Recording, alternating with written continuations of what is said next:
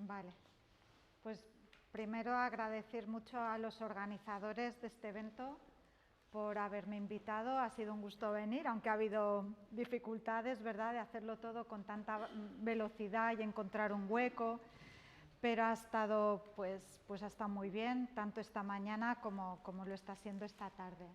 Bueno, yo la verdad es que me siento así como un poco extraña, porque vengo de un ambiente muy diferente a lo que hemos estado viendo hasta ahora, ¿eh? Yo trabajo en el Pirineo, en un Pirineo además atlántico, un clima húmedo, y no trabajo con ovinos, sino que trabajo con equino. Entonces, quizás lo que os voy a presentar, pues no sé hasta qué punto os vais a sentir identificados con lo que os voy a explicar, pero bueno, al menos puede servir para que veáis problemáticas, ¿no?, también en torno al herbívoro y en torno al fuego que hay en otros lugares de la península, y que conozcáis cómo tratamos de solventar estos problemas, ¿no?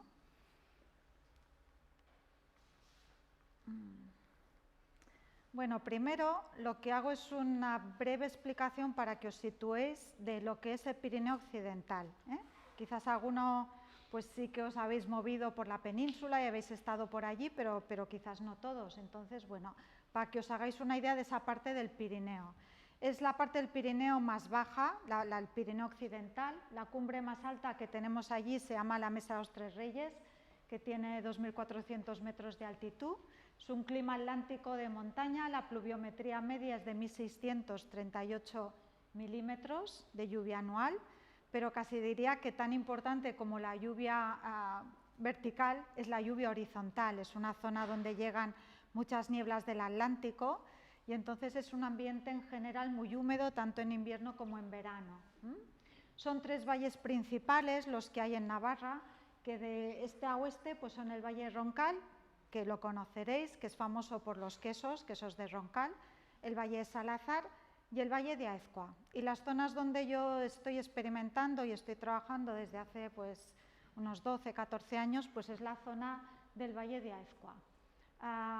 Tenemos allí también muchos espacios protegidos. Hay el Cec Roncesvalles Selva de Irati, igual os sonará la Selva de Irati, un hayedo muy grande, pues que se llena de muchísimos turistas en otoño para ver el color de las hayas. Tenemos también zonas de reservas naturales integrales y tenemos un gran despoblamiento. Es una zona que en todo el Pirineo, en esos tres valles que os acabo de nombrar, pues viven en la actualidad 5.600 personas, de las cuales podríamos decir que viven fijo, es decir, trabajando en el valle, como un 35%.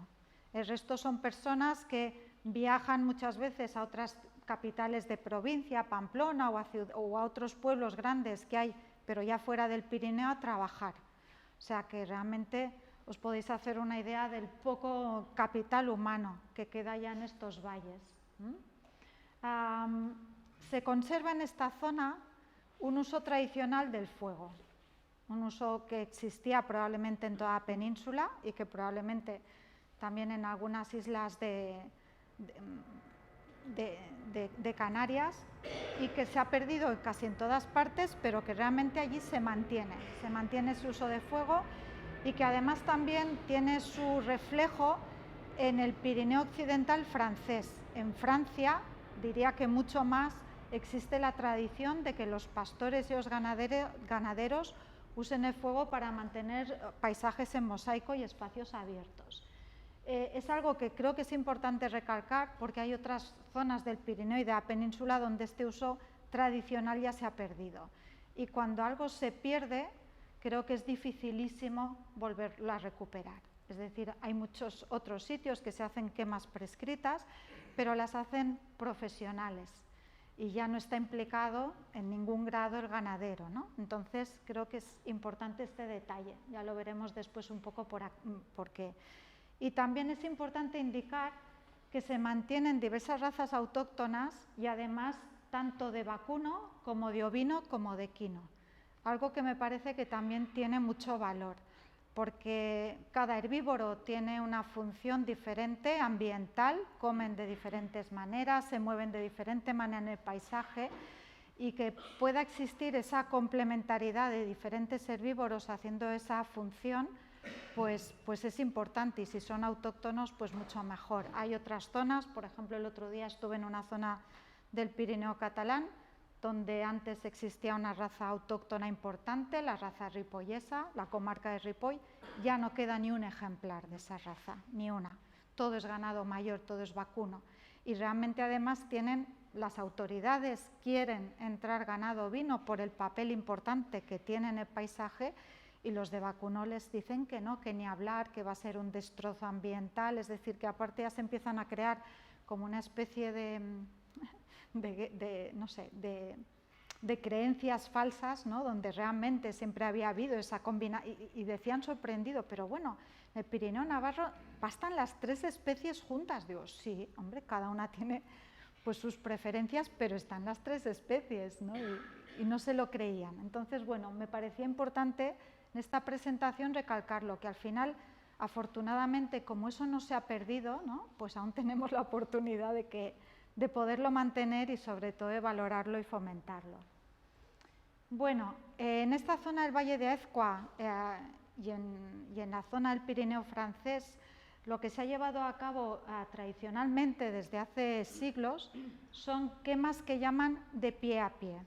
Es decir, que lo que se va es quemando, la idea es arbusto a arbusto. Imaginaros zonas de pastizales con cierta presencia de matorral que poco a poco va cubriendo mayor superficie, y entonces son quemas que se hacen en invierno, donde hay un riesgo de expansión de ese fuego muy baja, la atmósfera está húmeda, las temperaturas son bajas. Muchas veces se hace, no sé si lo podéis apreciar aquí, esto es nieve, se hace incluso antes de que desaparezca la nieve, ¿de acuerdo? En un momento, pues eso, que el riesgo es muy bajo, la vegetación se está deshidratando a lo largo del invierno, la vegetación está muy seca, arde muy bien, y bueno, pues son prácticas que lo que hacen es que se creen fuegos de baja intensidad, de baja severidad. Las temperaturas que se miden a 2 centímetros de suelo con termistores, pues nunca alcanzan temperaturas altas, siempre son muy inferiores a 100 grados centígrados. El impacto que hay en ese suelo por esos fuegos pues es muy bajo, y después se ha practicado tradicionalmente pues un pastoreo extensivo de ovino, de vacuno y de equino, que entre la quema y el pastoreo extensivo se reducía el rebrote arbustivo, y que permitía que esos ciclos de quema se pudieran alargar siempre más de 4 años. En el mejor de los casos, las zonas se mantenían durante 10, 20 años perfectamente.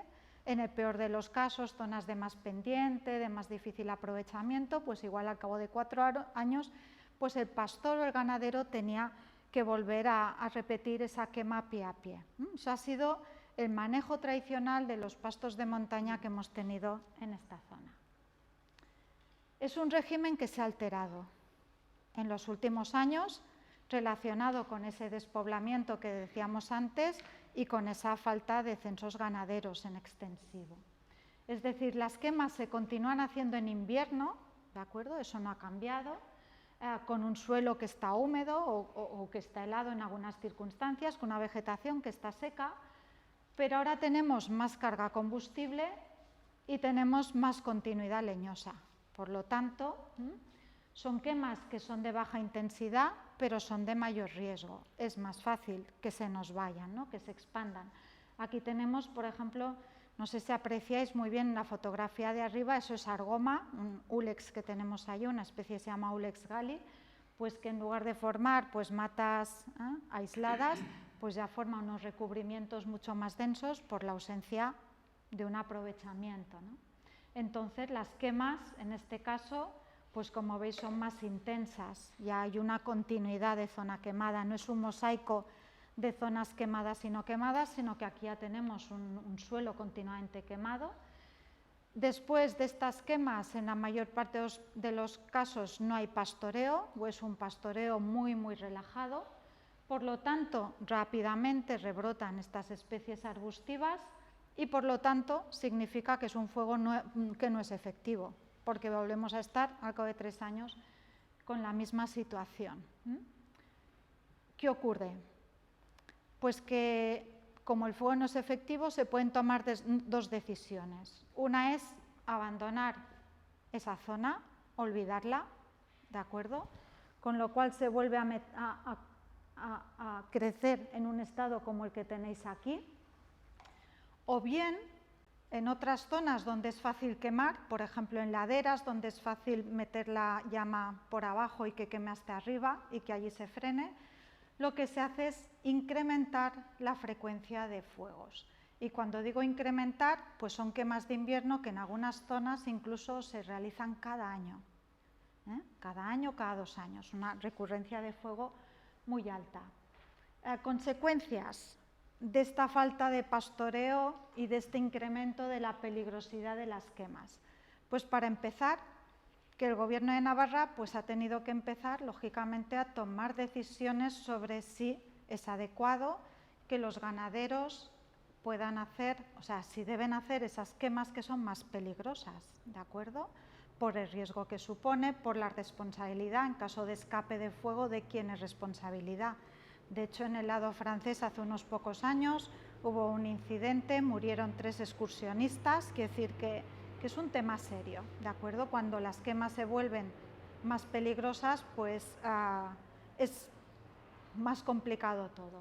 Entonces, lo que han hecho allí, aparte de que las quemas se tienen que aprobar siempre antes de realizarlas, lo que se ha hecho ha sido crear una categorización de las quemas que se solicitan en función de su peligrosidad. Entonces, las quemas que se consideran tradicionales entran en la categoría 2 y 3, y son quemas que las pueden hacer los ganaderos, formando, por ejemplo, cuadrillas mixtas con guardas forestales y en algunos casos también con bomberos comarcales que van a ayudar o a controlar. Siempre los guarderíos de bomberos están avisados, se han de hacer con unas condiciones meteorológicas determinadas, etcétera, pero digamos que continúa teniendo un protagonismo el ganadero y el pastor en esas quemas. Y después aquellas que ya se consideran quemas técnicas, que ya son de categoría 1 y algunas de categoría 2, donde ya las tienen que hacer solamente equipos especializados, que en el caso de Navarra serían equipos de bomberos que trabajan en quemas prescritas, bomberos forestales, y también equipos EPRIF, ¿de acuerdo? Entonces, hay otras comunidades autónomas, por ejemplo Aragón, donde no existe esta categorización de quemas y todas las quemas las tienen que hacer, todas son quemas técnicas que tienen que hacer los cuerpos especializados. Lo mismo pasa en Cataluña.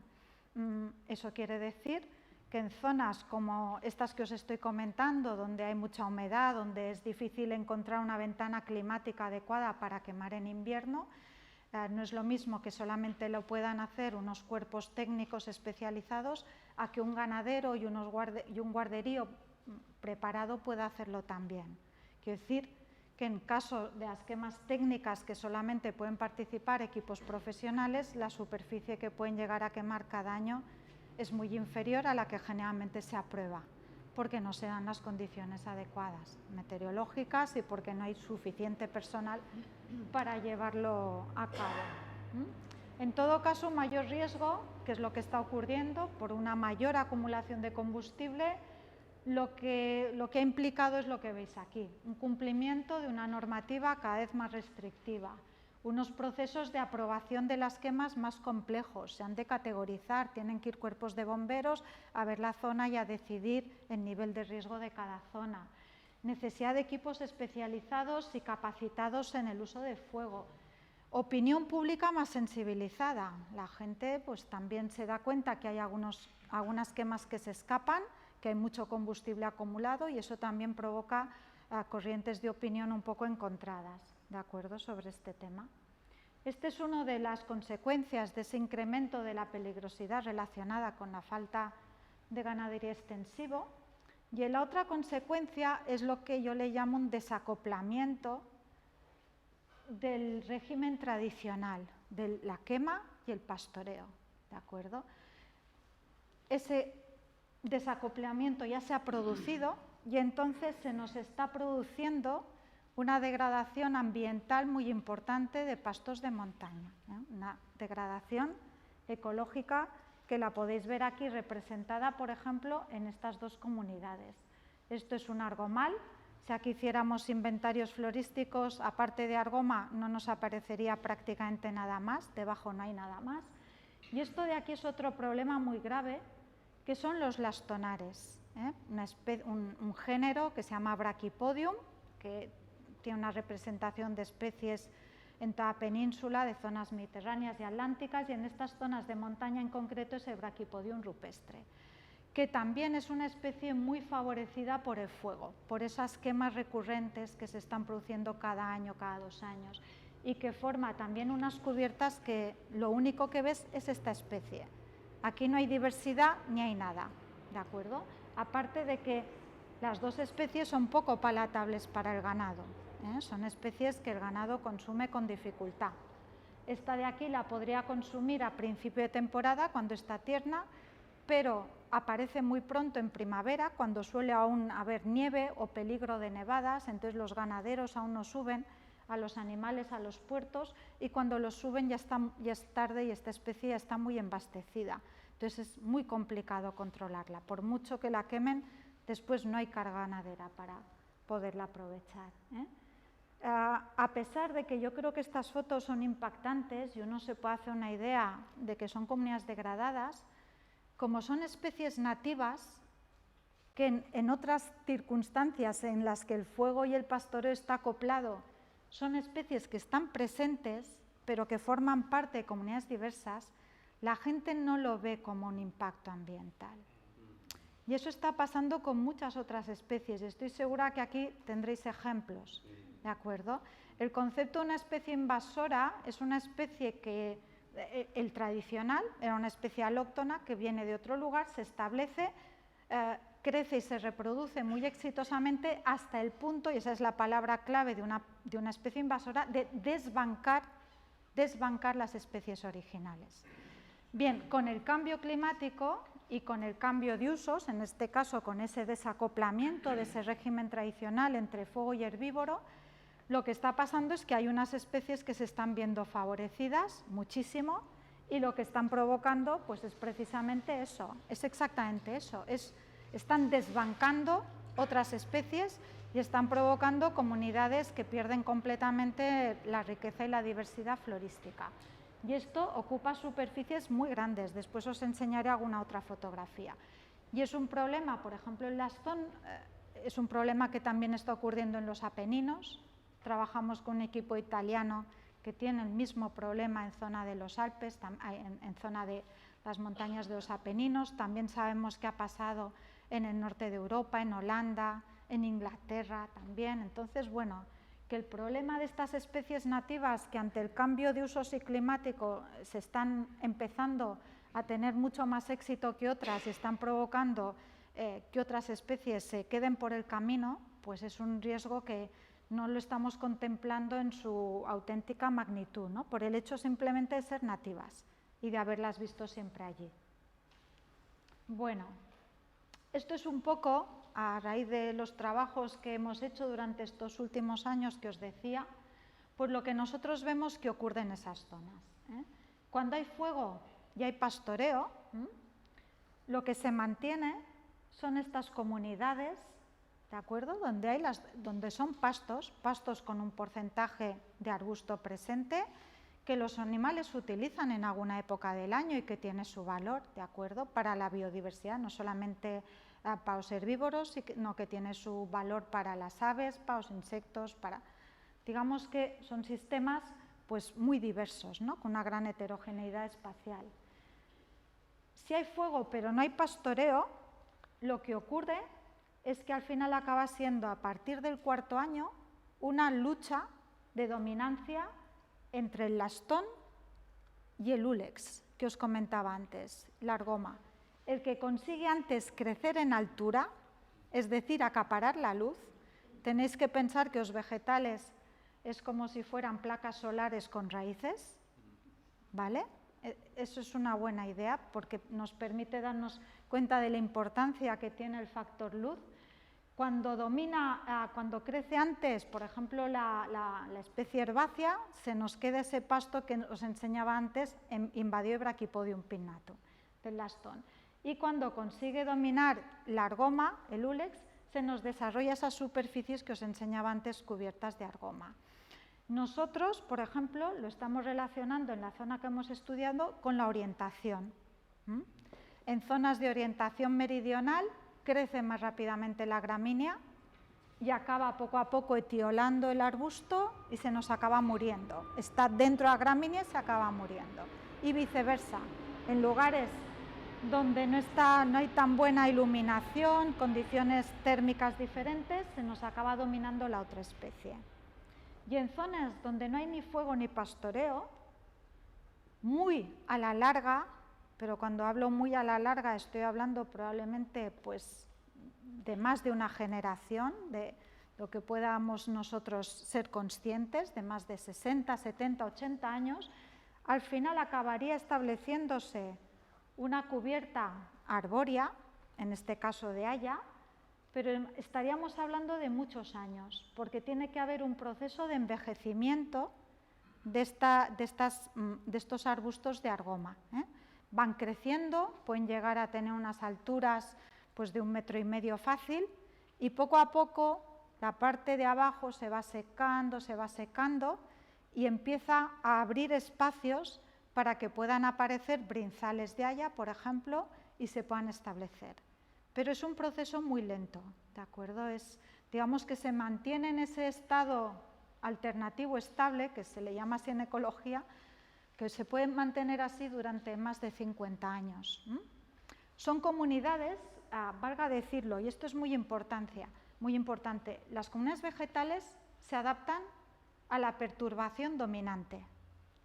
Si nosotros tenemos herbívoros pastando, tendremos comunidades vegetales adaptadas al herbívoro que pasta, es decir, serán palatables, tendrán tolerancia y rebrotarán fácilmente a la defoliación del herbívoro. Si nosotros quemamos con continuidad y no pastamos, se desarrollarán especies adaptadas al fuego, porque es eso lo que les estamos poniendo. Especies combustibles, que arderán muy fácilmente, que rebrotarán algunas de cepa. Esto es lo que está ocurriendo con estas especies que tenemos aquí. O sea, es que la naturaleza al final responde a lo que le damos, se adapta a lo que le damos. Es importante pensar qué va a pasar con todos estos fuegos, ya hablo de fuegos forestales, sobre estos ecosistemas naturales. Si tenemos una mayor recurrencia de fuegos, se nos van a desarrollar comunidades vegetales cada vez más adaptadas a esos fuegos, que cada vez arderán más fácilmente, serán más combustibles. Es decir, si queremos tener, al final es un poco lo que hablaba esta mañana, ¿no? Porque yo creo que esas ideas son esenciales. Las vuelvo a repetir, me sabe mal por los que ya me habéis oído esta mañana decirlo. Al final la materia vegetal tiene 3 maneras de reciclarse: descomponiéndose, siendo consumida por herbívoros y quemándose. No hay otra, ¿de acuerdo? La descomposición domina en lugares de clima húmedo y buenas temperaturas, ¿no? Nos imaginamos una selva amazónica con unas tasas de descomposición altas de la materia orgánica, reciclaje de nutrientes. Pero en estas zonas donde no tenemos ni tan altas temperaturas, ni tenemos esa humedad tan grande en el ambiente, lo demuestran los estudios que han hecho de carbón fósil a lo largo de toda la historia, que al final ha sido una relación entre el fuego y el herbívoro. En momentos de la historia donde ha habido muchos megaherbívoros y mucho consumo, muchos dinosaurios que consumían vegetación, había menos incendios.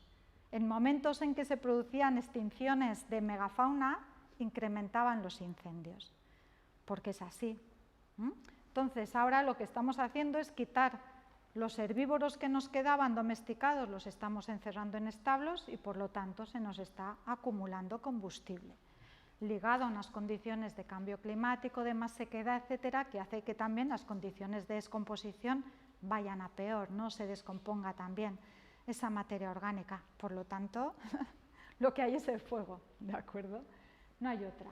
Entonces, bueno, esto es un ejemplo, no sé si veis bien esta imagen. Esta es una zona muy turística del Valle de Aezkoa, se llama la Cueva de Arpea, aquí vienen muchos turistas a visitarla. En verano está como la foto que veis arriba, en invierno está como la foto que veis abajo. Prácticamente todos los años o cada 2 años queman, empiezan fuego por abajo, ya veis que arriba aún hay nieve, lanzan las llamas y se van hacia arriba. Los lastonares, esas comunidades que os decía antes, crecen muy bien en estos medios. ¿Por qué? Primero porque la quema libera nitrógeno, nitrógeno que estaba en forma orgánica, lo convierte en forma inorgánica, que es mucho más asimilable por las plantas. Segundo, las plantas que tienen rizoma se ven muy favorecidas por estos regímenes de fuego, porque es fuego poco intenso, al ser en invierno, solamente, como os decía, prácticamente no incrementa la temperatura del suelo, por lo tanto el rizoma se queda intacto, donde se acumulan los nutrientes en la planta y donde están las estructuras vegetativas para el desarrollo a la siguiente primavera, por lo tanto es como que le estuvieras limpiando de toda la necromasa, de toda la materia que le está provocando un sombreo, para que después, cuando empiecen las buenas temperaturas y tal, ese rizoma rápidamente empiece a sacar hojas. ¿De acuerdo? Por lo tanto, le estás favoreciendo, entra muy rápidamente en producción en primavera, como os decía, pierde rápidamente la digestibilidad, por lo tanto, cuando sube el ganado, que es cuando ya se han retirado las nieves y no hay peligro de mayores nevadas, que eso es el mes de junio, pues ya tienes una gran cantidad de materia vegetal poco palatable acumulada y por lo tanto es un círculo vicioso, vuelves a estar en la misma situación. El ganado no va allí y al año siguiente se vuelve a quemar continuamente. Eso no hay otra especie vegetal que lo soporte. Cuando tú haces en esa zona inventarios, aquí se ve muy mal, pero esto es biomasa. Si veis el color azul, que igual es lo más aparente, es biomasa de raíces y de rizomas, ¿de acuerdo? Las primeras 4 M1, M2, M3, M4, las primeras barras que se ven a mano izquierda son inventarios de biomasa de raíces que se hizo en zonas invadidas por esta especie. Por ejemplo, pues las zonas como las que tenéis en esta fotografía. Y las otras 4 se hicieron en pastos polífitos, donde esta especie está junto con muchas otras especies constituyendo un pasto rico y diverso. Fijaros que en las zonas quemadas y donde la especie se encuentra más a gusto porque no tiene competidor, tiene un rizoma que tiene mucho más peso, mucho más potente, y eso es evidente. Cuando tú coges un poco el suelo para coger una muestra de raíz, es un entramado muy denso, es que es imposible que allí pueda desarrollarse cualquier otra especie, ¿eh? Imaginaros ya una vez establecida una comunidad así, ¿cómo le das la vuelta a eso? Yo creo que no se puede dar la vuelta. O sea, es complicadísimo. Imaginaros ese entramado de raíces en esta zona. Bueno, todo esto que os he ido contando hasta ahora, estas líneas son un resumen, nos ha llevado en el grupo a ir planteando algunas ideas ya menos de investigación y más prácticas en torno al herbivorismo pírico, que lo que se trata es de una práctica que trata de volver a poner juntos, ¿de acuerdo?, lo que ha sido el fuego y lo que ha sido el herbívoro, ¿de acuerdo? Al final, esas prácticas tradicionales se basan en la observación de que cuando una zona se incendiaba, allí iban las manadas de herbívoros a pastar la hierba tierna que salía, y era el sitio donde era más fácil poder cazar esos herbívoros. Pues de alguna manera, volver a emular, ¿no?, esos regímenes tradicionales que emulaban lo que veían que ocurría en la naturaleza es lo que estamos tratando nosotros de volver a implementar en estas zonas en concreto. Emular esos procesos naturales para volver a recuperar comunidades de origen que sean biodiversas, combinando prácticas de quema y de pastoreo y el ganado como consolidador de estas comunidades vegetales. La primera persona que acuñó este término y lo utilizó es Samuel Fuhlendorf, que es un profesor de la Universidad de Oklahoma, que ha escrito en los años 80, empezó a escribir mucho sobre este concepto, aplicándolo a las praderas norteamericanas, a muchas zonas viendo esa importancia de volver a acoplar, ¿no?, estos dos grandes gestores de la materia vegetal, de alguna manera, ¿no?, y de modernizarlo. Entonces, con esa idea pedimos en el año 2017 un proyecto y que nos concedieron y que hemos estado trabajando en él hasta diciembre del año pasado. En estas fechas estábamos haciendo las jornadas finales del proyecto, que el objetivo ha sido restaurar la calidad de los espacios abiertos de montaña, recuperando ese régimen tradicional. Hemos sido 13 socios, el espacio sudoeste recoge toda la península ibérica, recoge el sur de Francia y todo Portugal. Entonces, habían socios de Portugal, de Francia y de España, pues había representación de Andalucía, había representación de Galicia, de Cataluña y de Navarra. Entonces, bueno, no me quiero alargar mucho, porque un poco es lo mismo que os he estado diciendo, ¿eh? La importancia de imitar la dinámica natural de los ecosistemas que hemos heredado utilizando quemas y pastoreo dirigido, viendo que las prácticas aisladas son poco eficientes, sobre todo el uso del fuego solo, pues ya os decía, pues que lleva a comunidades adaptadas al fuego, ¿vale? Eso es así. Por lo tanto, pues, y bueno, pues también la opinión pública puede ponerse en contra si no es eficiente la práctica, etcétera, etcétera. Y después porque además hay mucho conocimiento científico, o sea, que se debe compartir y conocer. Hay muchos ganaderos que saben de gestión de ganado, de comportamiento animal, y hay muchos bomberos que saben mucho de utilización del fuego y de las llamas. Entonces, ¿por qué no pensar que esos conocimientos se puedan compartir, puedan formar equipo, ¿de acuerdo?, para hacer planes de gestión de combustibles basados en eso, ¿no? Una reducción inicial en base a fuego y después una práctica pastoril que consolide una comunidad abierta en el tiempo, ¿no? Lo que hicimos fue establecer 8 experiencias piloto en diferentes zonas y en aquellas que eran en zonas mediterráneas las basamos en el herbívoro dominante de esa zona tradicional, en este caso el ovino, y también en el norte de Francia, en el sector del Pirineo occidental, también hay tradición con el ovino, que no sea una zona mediterránea para nada.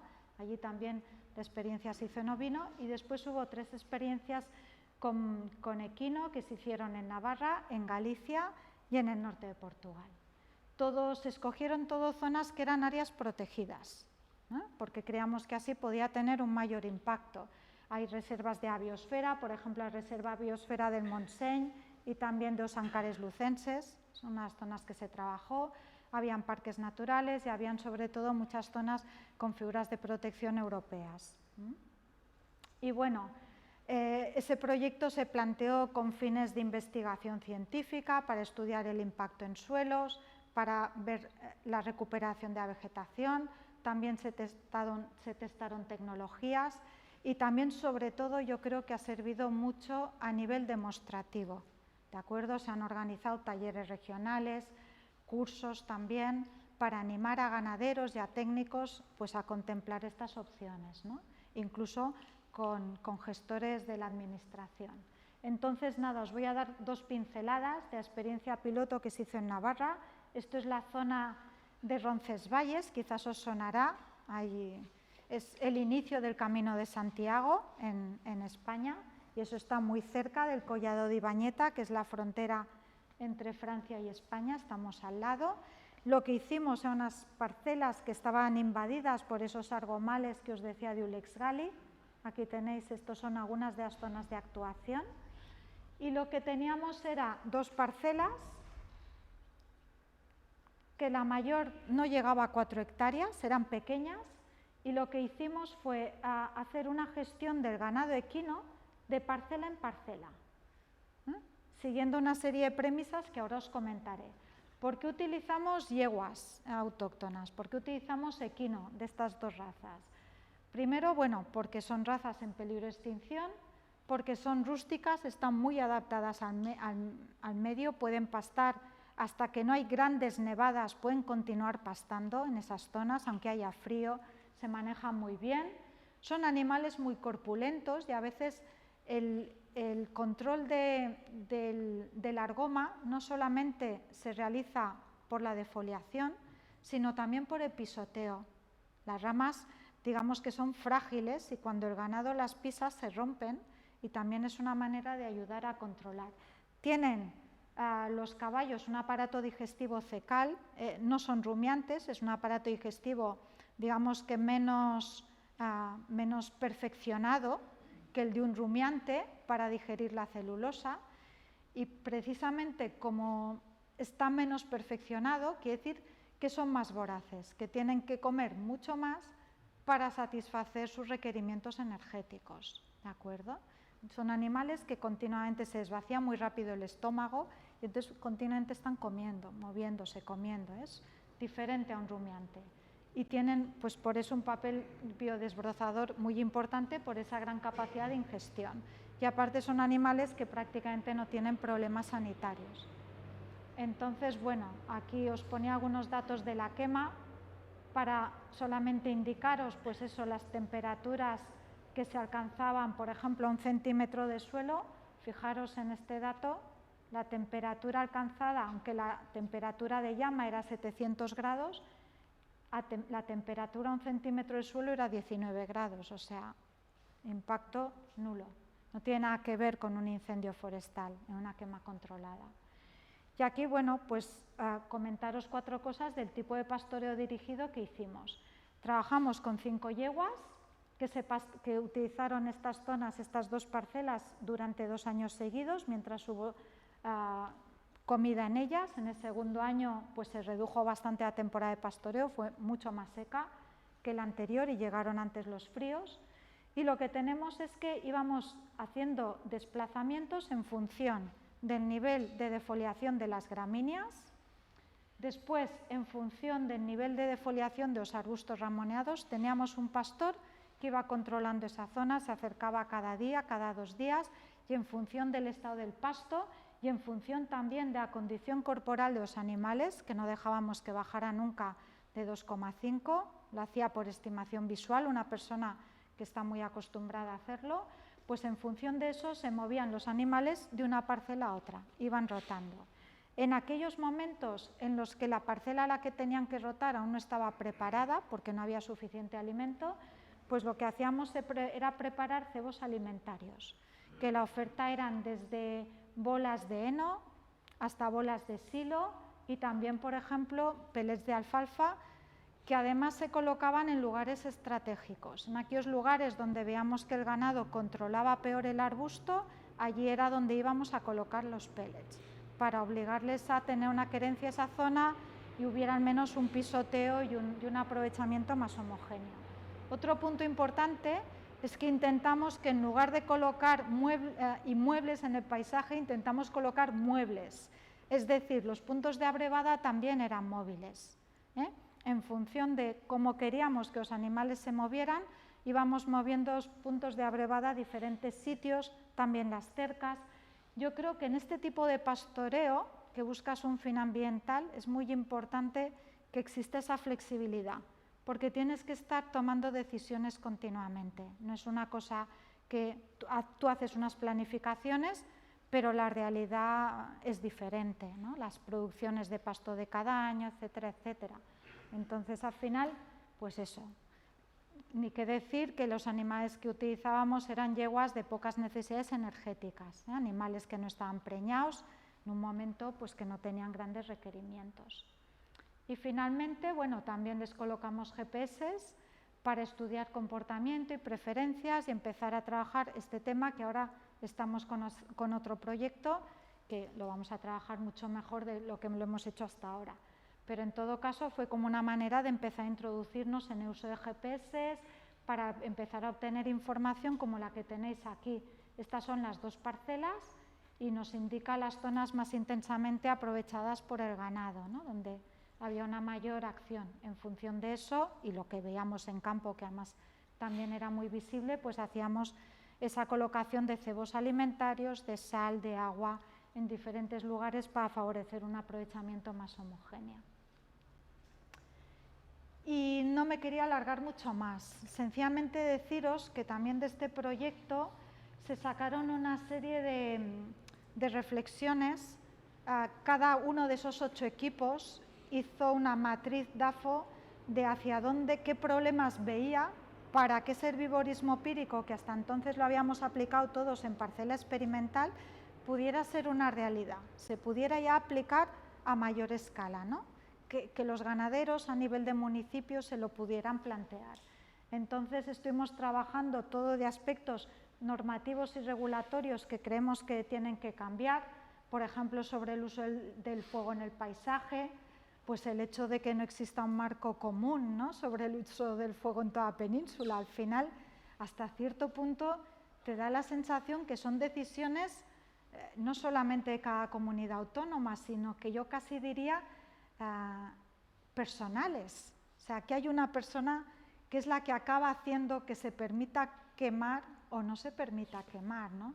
Yo, el caso más exagerado que conozco, por ejemplo, es el caso del País Vasco. En el País Vasco cada provincia tiene unos criterios muy diferentes en cuanto a utilizar las quemas prescritas y es en función del director, ¿no?, provincial de medio ambiente que hay allí y en función de lo que opina. Entonces, es como, no sé, es algo que me extraña un poco, ¿no?, que no pueda existir un criterio más común, aunque lógicamente cada región es diferente, pero que existan unos protocolos y una legislación más común, ¿no?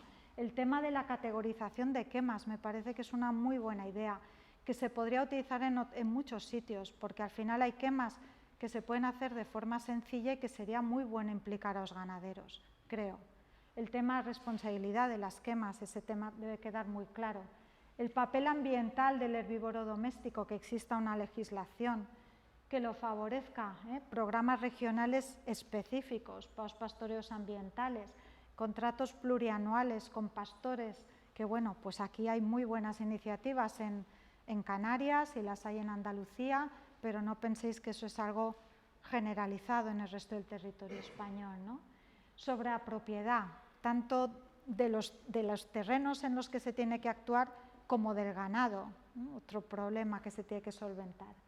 Después también aspectos sociales y económicos, estuvimos pues pensando sobre ello, sobre la puesta en valor y la financiación de estas prácticas, sobre aspectos profesionales y la necesidad de capacitación en herbivorismo pírico, es un tema que hablábamos esta mañana precisamente, ¿no?, que falta gente capacitada, tanto para el uso del herbívoro con fines ambientales como para el uso del fuego, con estas finalidades. No en todas partes hay cuadrillas forestales que sepan hacer quemas controladas, quemas prescritas.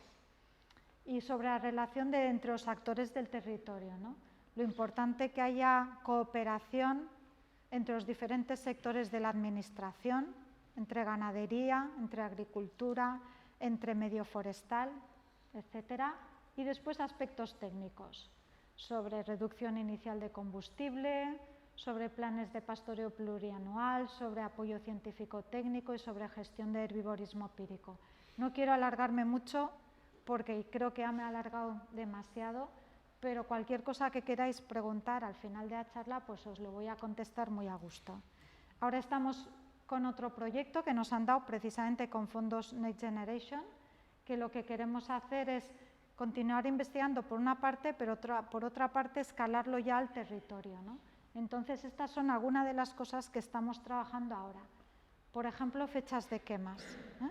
No tenemos tan claro cuál es la mejor fecha para quemar.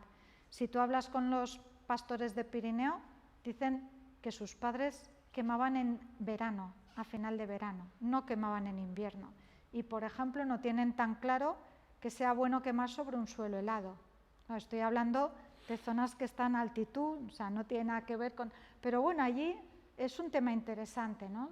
O sea, al final, si los investigadores no somos los que tratamos de contestar a preguntas que parecen igual, no sé si inauditas, pero que nadie se plantea, pues ¿quién lo va a hacer, no? Entonces nosotros ahora, por ejemplo, tenemos permisos para hacer quemas en diferentes épocas del año y vamos a ir viendo el impacto ambiental de esas quemas.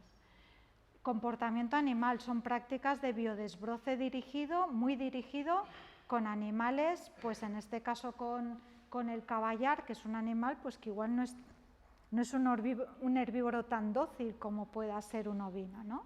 Entonces ese es un tema también que queremos trabajar. la implementación a escala real de municipios y la formación de formadores en herbivorismo pírico. Son las cosas que vamos a trabajar. Y eso es todo. Muchas gracias.